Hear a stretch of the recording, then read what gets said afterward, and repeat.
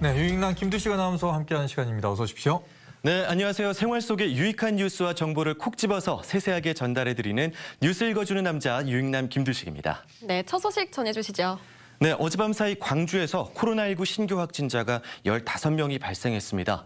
민주당 이계호 의원 담양사무소발 감염자가 4명이고요.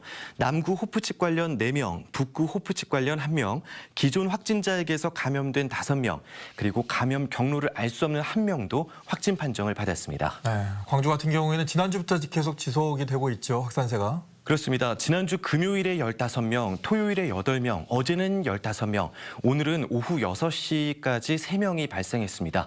그 확산세가 좀처럼 잡히지가 않고 있는데요. 이 때문에 광주시가 일부 시설에 대한 방역 수칙을 강화했습니다. 네, 정말 잠깐의 방심이 모두가 힘들어지는 결과를 초래하는 것 같아요. 네. 달라진 방역 수칙도 간략하게 소개해 주시죠. 네, 우선 5인 이상 사적 모임 금지 조치가 유지됩니다. 그리고 유흥주점과 콜라텍 등 유흥시설 5종, 학원, 교습소, 목욕탕, 실내 체육시설, 그리고 노래방, 무도장까지 오후 11시부터 다음 날 오전 5시까지 운영이 중단됩니다. 식당과 카페의 경우 같은 시간에 영업은 할 수 있지만 포장과 배달만 가능하고요. 종교 활동은 좌석수 20% 이내에서 참여할 수 있도록 했습니다. 이 강화된 방역 수칙은 이번 주 일요일까지 적용되는데요.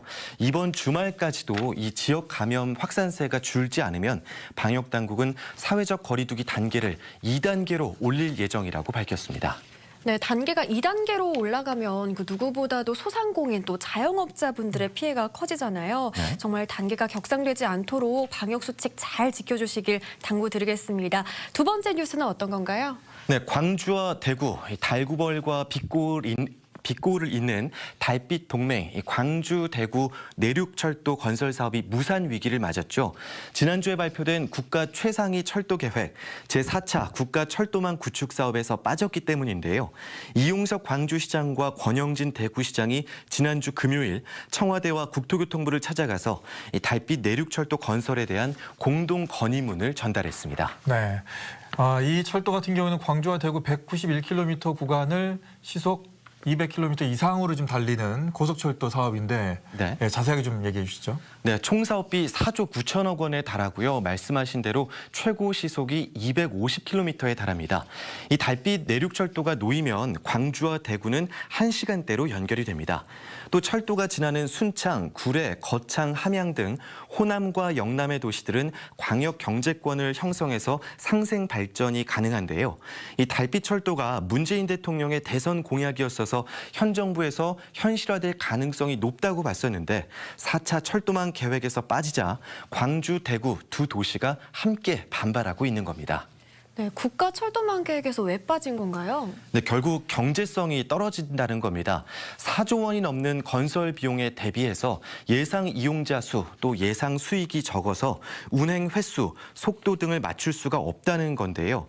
비용 대비 편익이 1.0을 넘어서야 경제성이 보장되는 것으로 봤을 때 이 달빛 철도는 0.483에 그쳐서 절반에도 못 미치는 것으로 분석됐습니다. 네, 이 달빛 철도 같은 경우에는 경제성의 의미 이상이 또 있거든요. 동서의 어떤 화합이라든가 또 그동안에 있었던 서로에 대한 교류가 좀 없었던 것을 좀 할 수가 있는 그런 건데요. 맞습니다. 광주시와 대구시도 그 점을 집중적으로 강조하고 있습니다.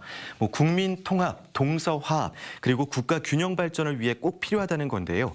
두 지자체는 남북권 인구 543만 명의 교류가 활성화돼서 신성장 동력이 되면 그 효과는 수치로 분석할 수 없는 부분이라고 설명하고 있습니다. 제4차 국가철도망 구축 계획의 본안은 오는 6월에 결정됩니다. 과연 달빛 내륙철도가 그 본안에 포함이 될지 많은 분들의 응원이 필요해 보입니다. 네, 우리 욕심으로는 광주 대구도 연결하고 광주 부산도 연결했으면 좋겠거든요. 그렇습니다. 네. 네. 자, 마지막 소식 전해주시죠. 네, 배우 윤여정 씨가 우리 시각으로 오늘 오전 영미권 최고 권위의 영화제 미국 아카데미상 시상식에서 영화 미나리 순자 역으로 여우조연상을 받았습니다. 영화 영화 기생충으로 지난해에 작품상 등 4개 부문을 석권했었는데 개인 연기상은 불발이 됐었죠. 윤여정 배우는 아카데미 시상식에서 연기상을 받은 최초의 한국인이 됐고요. 또 여우조연상을 받은 2번째 아시아 배우가 됐습니다. 네, 정말 너무나 자랑스럽고 네. 감동적입니다. 아마 네. 많은 시청자분들께서도 오늘 오전에 정말 떨리는 마음으로 결과를 지켜보지 않았을까 싶은데요. 이 영화 미나리는 1980년대 미국 남부 아칸소주 농장으로 이주한 한인 가정의 이야기죠. 그렇습니다. 한국계 미국인 정이삭 감독이 직접 각본을 쓰고 연출도 한 자전적 이야기로 전해집니다.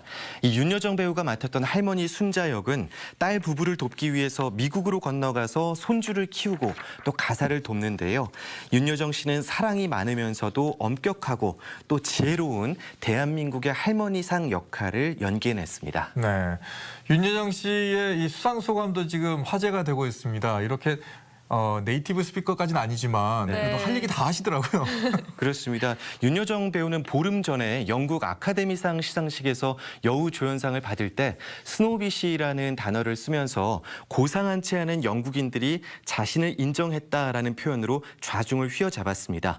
오늘은 수상 후 기자 간담회에서 최근 미국에서 벌어지는 인종차별 문제에 대해서 조심스럽지만 무겁지 않게 짚었는데요. 무지개에도 7가지 색깔이 있고 그처럼 여러 색깔이 있는 것이 매우 중요하다. 사람을 성별, 인종, 성 정체성으로 구분하지 않고 서로를 이해하면서 서로를 끌어안아야 한다라는 지혜로운 발언을 내놓기도 했습니다. 아, 정말로 대단하고요. 자랑스럽습니다. 이제 대한민국 배우 윤여정이 아니고요. 네. 세계적인 배우 윤여정이 되셨어요. 다시 한번 그렇습니다. 축하드리겠습니다. 네. 자, 유익남 김두식 아나운서였습니다. 고맙습니다. 고맙습니다. 고맙습니다.